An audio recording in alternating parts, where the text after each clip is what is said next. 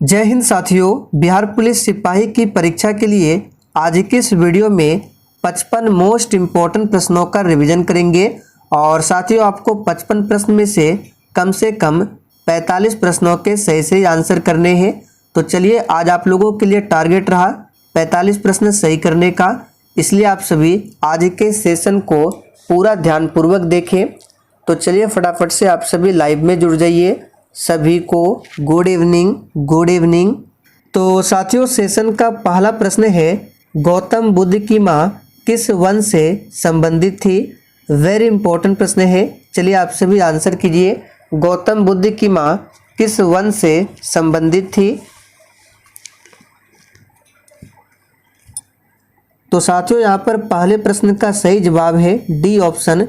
गौतम बुद्ध की माँ का नाम क्या था? महामाया, जो कि कोलिया वन से संबंधित थी। तो यहाँ पर डी ऑप्शन आपका सही जवाब है।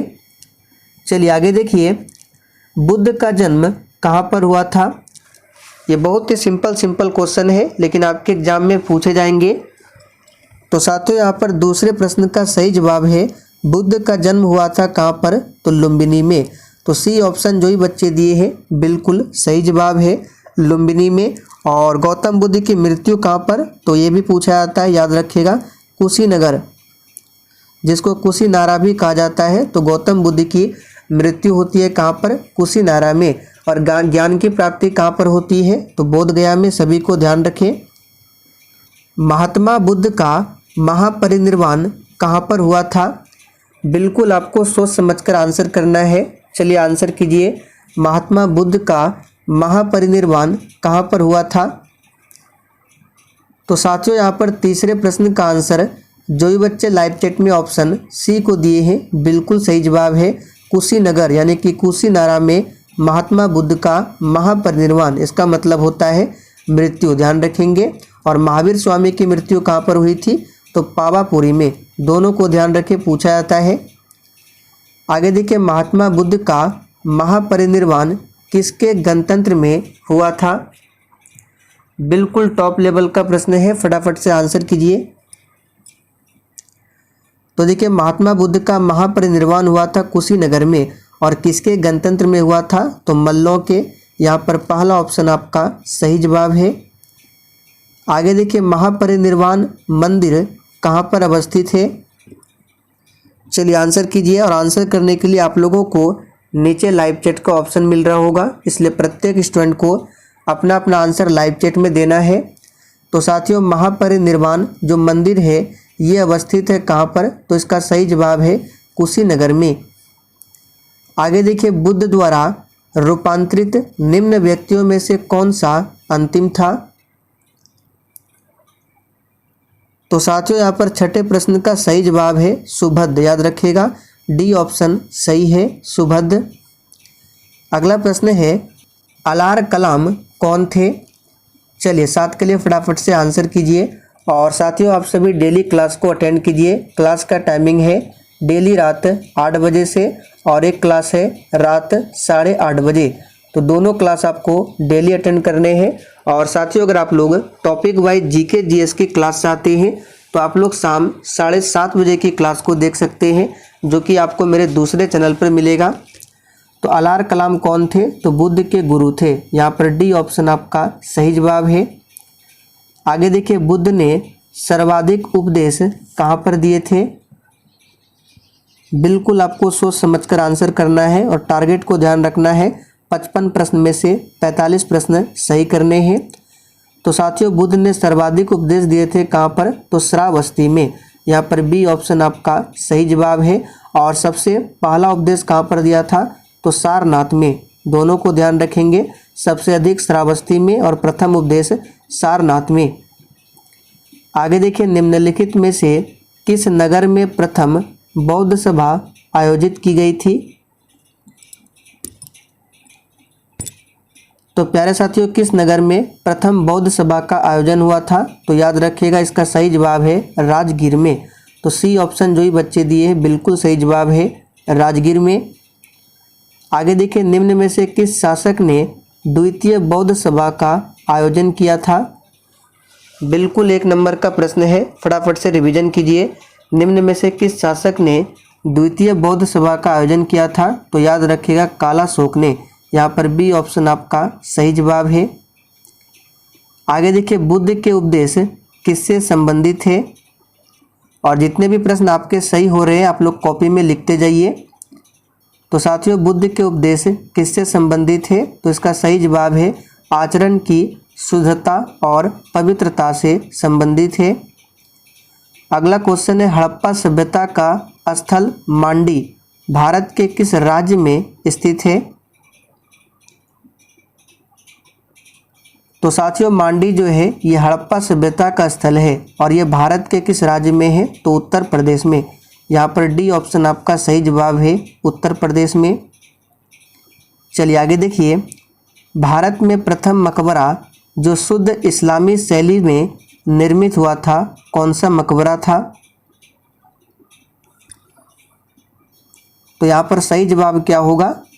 तो 13वें प्रश्न का सही जवाब है बी ऑप्शन, बलबन का मकबरा। आगे देखिए, औरंगजेब द्वारा चलाए जिहाद का अर्थ क्या था? चलिए आंसर कीजिए फटाफट से, ये सभी प्रश्न आपके एग्जाम में पूछे जाते हैं। तो औरंगजेब को जिंदा पीर भी कहा जाता है और इसके द्वारा चलाए गए जिहाद का अर्थ है दारुल इस्लाम।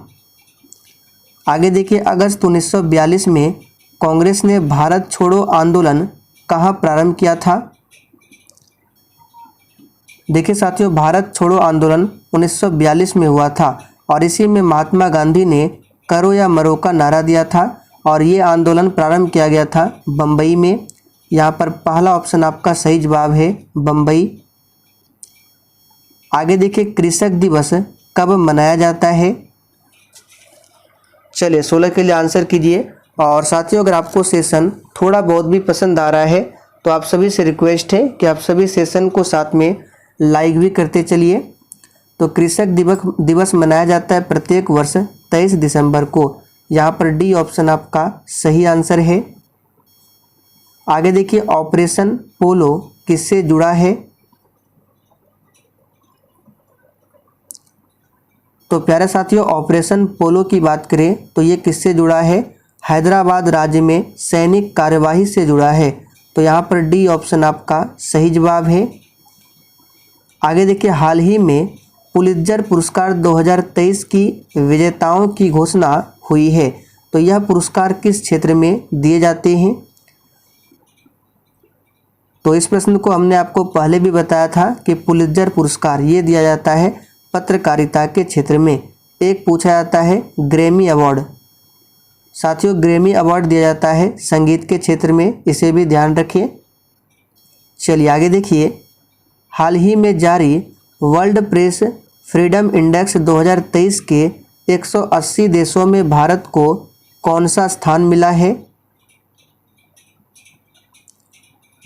तो 180 देशों में भारत को मिला है 161वां स्थान। किसमें? तो वर्ल्ड प्रेस फ्रीडम इंडेक्स 2023 में। यहाँ पर बी ऑप्शन आपका सही आंसर है। आगे देखिए, एग्जाम वॉरियर पुस्तक के लेखक कौन है? चलिए 20 के लिए आंसर कीजिए, एग्जाम वॉरियर्स पुस्तक के लेखक कौन है? तो याद रखिएगा साथियों, इसका सही जवाब है नरेंद्र मोदी जी है। आगे देखिए, योग दर्शन के प्रतिपादक कौन थे? तो देखिए, कपिल मुनि तो होगा नहीं, क्योंकि कपिल मुनि सांख्य दर्शन के प्रतिपादक थे। और यहाँ पे गौतम मुनि की बात करें तो गौतम मुनि न्याय दर्शन के प्रतिपादक थे। तो यहाँ पे बचा पतंजलि, जो कि योग दर्शन के प्रतिपादक थे। चलिए आगे देखिए, साइकिलिंग फेडरेशन ऑफ इंडिया के नए अध्यक्ष कौन बने हैं? चलिए 22 के लिए फटाफट से आंसर कीजिए। हम लोग करंट अफेयर्स के प्रश्नों का भी रिवीजन करेंगे। साइकिलिंग फेडरेशन ऑफ इंडिया के नए अध्यक्ष कौन बने हैं? तो याद रखिएगा पंकज सिंह। यहाँ पर सी ऑप्शन आपका सही जवाब है। और साथियों, कल यानी कि 2 सितंबर को आदित्य L1 सौर मिशन को लॉन्च किया गया है। तो आदित्य L1 से संबंधित जितने भी इम्पोर्टेंट प्रश्न बन सकते हैं उसको करा दिया गया है। आपको मेरे दूसरे चैनल पर उसके लिए वीडियो मिल जाएगा, या फिर वीडियो का लिंक आपको इसी वीडियो के नीचे डिस्क्रिप्शन बॉक्स में भी मिल जाएगा। आप लोग जाकर देख लीजिए। हो सकता है आपके एग्जाम में आदित्य L1 सौर मिशन से एक प्रश्न पूछ ले। आगे देखिए, फिल्म फेयर अवार्ड 2023 में किसे सर्वश्रेष्ठ अभिनेता का पुरस्कार मिला है? तो फिल्म फेयर अवार्ड 2023 में मिला है किसे? तो इसका सही जवाब है ऑप्शन सी, राजकुमार राव को। क्षुद्र ग्रह सूर्य के चारों ओर किन ग्रहों के बीच चक्कर लगाते हैं? तो देखिए, जैसे कि ये हो गया सन, तो सूरज के बाद सबसे पास में कौन सा ग्रह है? तो बुध है। बुध के बाद क्या है?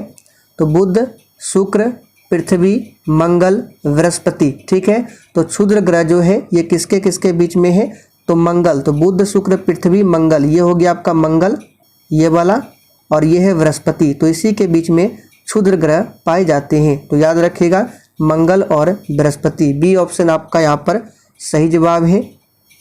आगे देखिए, इलेक्ट्रॉन सूक्ष्मदर्शी का आविष्कार किसने किया था? और साथियों, अगर आपको किसी भी प्रश्न में थोड़ा भी डाउट होता है तो आप लोग तुरंत कमेंट करके पूछिए, आपके कमेंट का रिप्लाई 100% दिया जाएगा। तो इलेक्ट्रॉन सूक्ष्मदर्शी का आविष्कारक कौन है? तो याद रखिएगा, इसका सही जवाब है नोल और रुस्का। आगे देखिए, सूर्य के प्रकाश का कौन सा भाग सौर कुकर को गर्म करता है? चलिए 26 के लिए आंसर कीजिए। सूर्य के प्रकाश का कौन सा भाग सौर कुकर को गर्म करता है? तो प्यारे साथियों, यहाँ पर सही जवाब है अवरक्त विकिरण जो होता है यही सौर कुकर को गर्म करता है। राष्ट्रपति के उम्मीदवार के लिए क्या आवश्यक नहीं है? तो देखिए, अगर राष्ट्रपति बनना है आपको तो सबसे पहले उम्र कितना होना चाहिए? 35 वर्ष। तो ये तो होना ही चाहिए। पूछा गया है क्या आवश्यक नहीं है?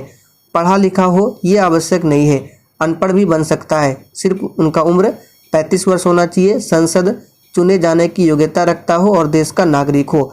तो बी ऑप्शन जो है ये जरूरी नहीं है। भारत के संविधान के अंतर्गत एक धन विधेयक को प्रस्तुत किया जाता है।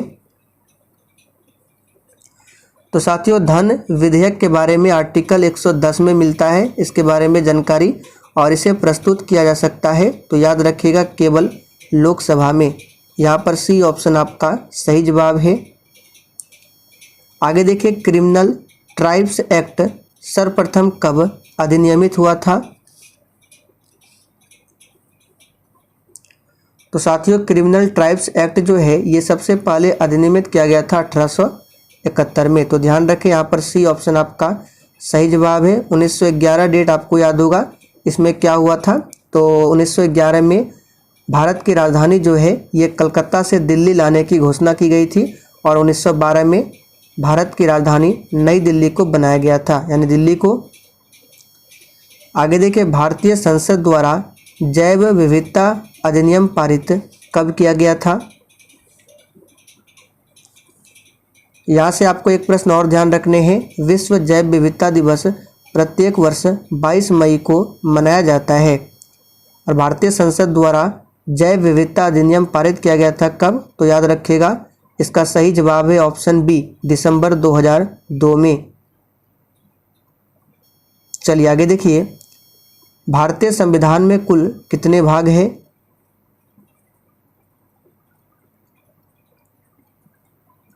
तो ऑप्शन के अकॉर्डिंग यहाँ पर आंसर हो जाएगा सी ऑप्शन। भारतीय संविधान में टोटल अभी 22 भाग है। याद रखिएगा, ऑप्शन के अकॉर्डिंग 22 होगा, कहीं कहीं आपको 25 भी मिलेगा।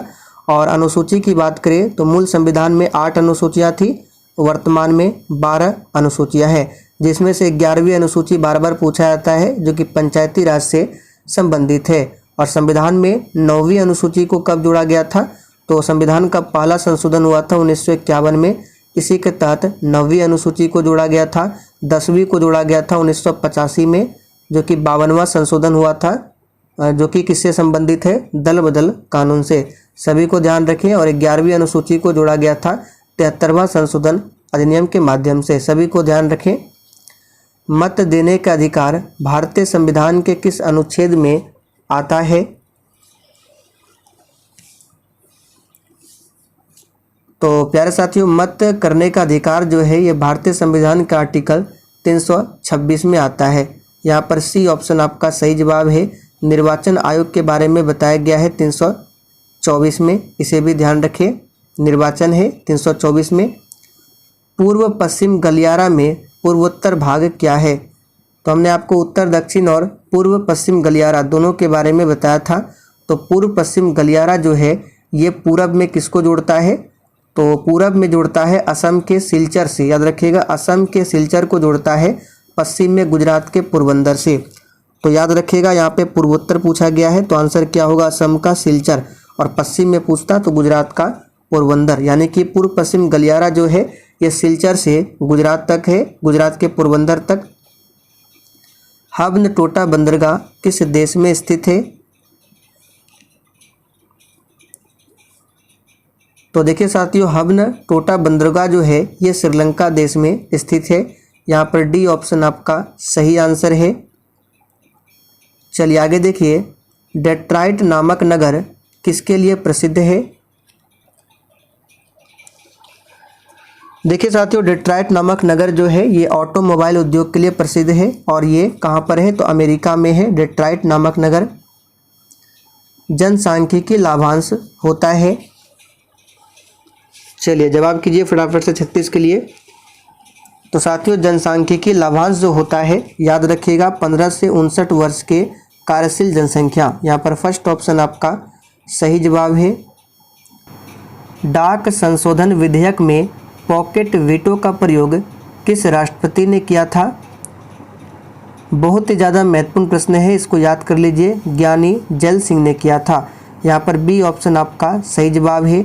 नीलम संजीव रेड्डी, ध्यान रखना है, ये एकमात्र राष्ट्रपति थे जो निर्विरोध चुने गए थे, और डॉक्टर राजेंद्र प्रसाद भारत के प्रथम राष्ट्रपति थे।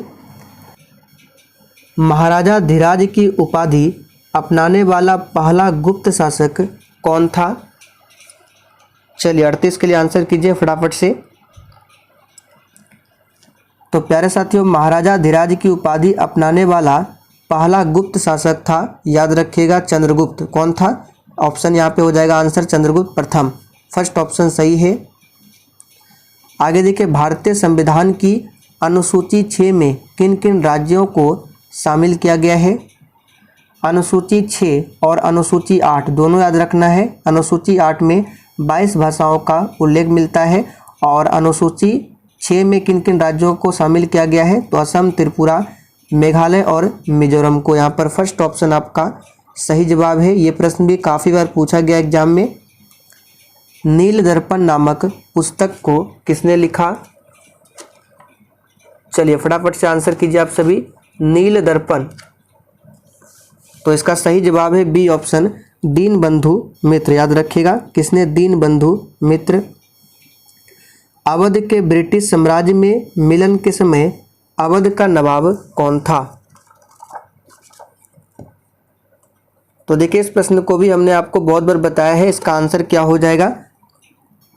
तो 41 का आंसर यहाँ पे वाजिद अली शाह, याद रखिएगा। आगे देखिए, बिहार का न्यूनतम जनसंख्या वाला जिला कौन सा है? अधिकतम पूछे पटना है, और न्यूनतम पूछे कौन सा है? तो न्यूनतम है शिवहर। यहाँ पर बी ऑप्शन सही है। बिहार का सर्वाधिक लिंगानुपात वाला जिला कौन सा है? तो प्यारे साथियों, बिहार का सर्वाधिक लिंगानुपात वाला जिला है गोपालगंज, और सबसे कम पूछे मुंगेर है। स्वतंत्र भारत का पहला छात्र आंदोलन कहाँ पर हुआ था? चलिए फटाफट से आंसर कीजिए आप सभी। तो साथियों, स्वतंत्र भारत का पहला छात्र आंदोलन बिहार की राजधानी पटना में कब? तो 1955 में हुआ था। डेट भी याद रखना है। तो यहाँ पर दूसरा ऑप्शन सही है। पटना हाई कोर्ट की स्थापना कब होती है? 3 फरवरी 1916 को, इसे भी ध्यान रखें। आगे देखिए, संविधान की 8वीं अनुसूची में निम्नलिखित में से कौन सी भाषा सूचीबद्ध नहीं है? तो अभी हमने आपको बताया था 8वीं अनुसूची में टोटल 22 भाषाओं को जोड़ा गया है। तो देखिए, संविधान की 8वीं अनुसूची में अंग्रेजी भाषा को सूचीबद्ध नहीं किया गया है, तो यहाँ पर डी ऑप्शन आपका सही जवाब है। और एक डेट आपको याद रखना है, 2004 में क्या हुआ था? तो मैथिली हो गया। संथाली हो गया, डोगरी हो गया एवं बोडो।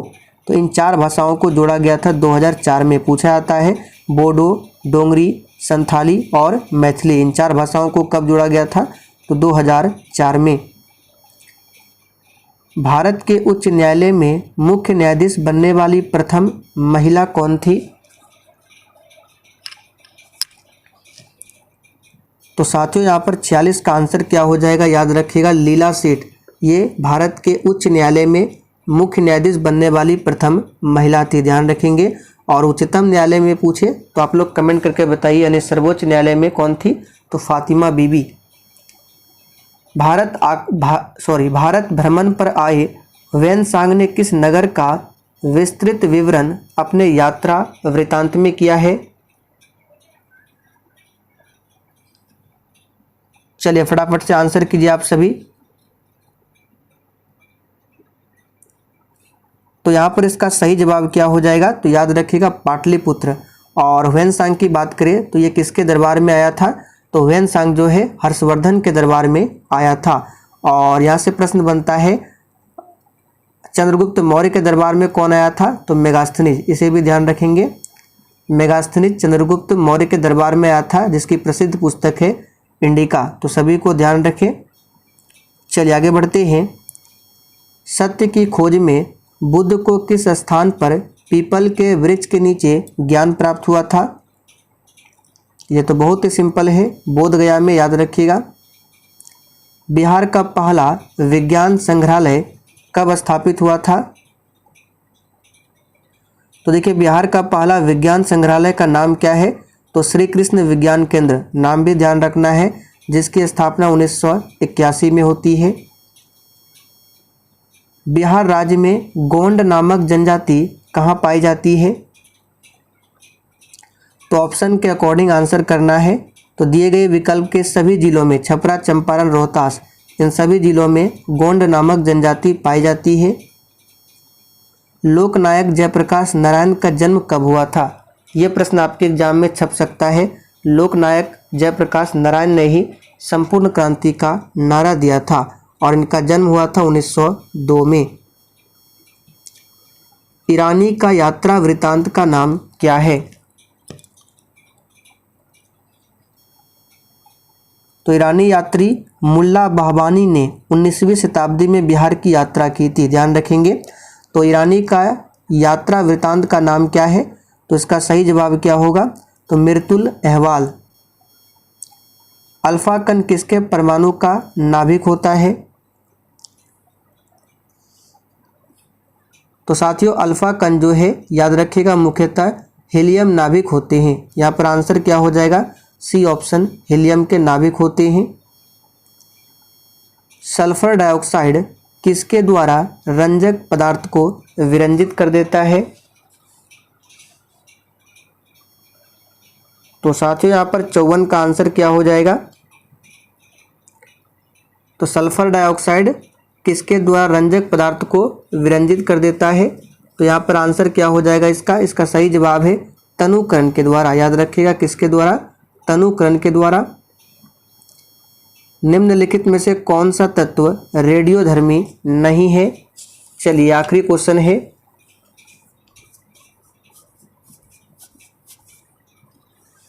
तो यहाँ पर सही जवाब है जर्कोनियम, ये रेडियोधर्मी तत्व नहीं है, ध्यान रखें। तो साथियों आज के लिए इतना ही। अगर आपको सेशन थोड़ा बहुत भी पसंद आया हो तो जाते जाते आप सभी सेशन को एक लाइक ज़रूर करते जाइए और सेशन को शेयर करना ना भूलें।